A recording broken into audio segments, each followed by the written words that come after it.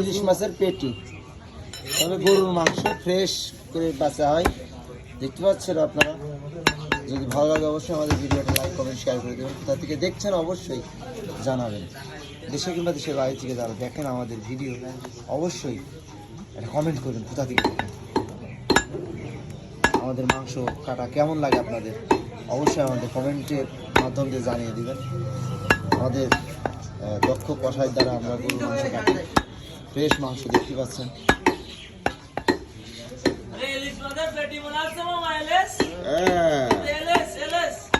মনে করবেন যে ইয়ার্কি মাছ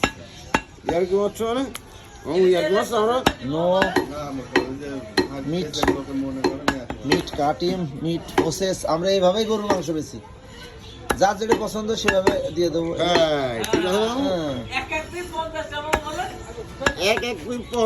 মামা আজকে কত করে কেজি? মামা আজকে কত করে কেজি?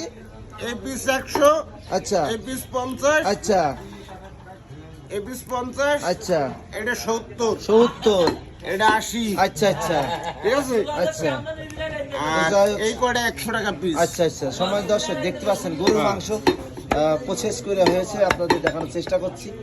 আজকে আমরা দেখছো নগরবাজার মাংস বাজার থেকে ফ্রেশ মাংস যাদের লাগবে অবশ্যই হ্যাঁ পিস আমাদের সাথে যোগাযোগ করতে পারবেন। ধন্যবাদ সবাইকে, ভালো থাকবেন, সুস্থ থাকবেন, আসসালামু আলাইকুম।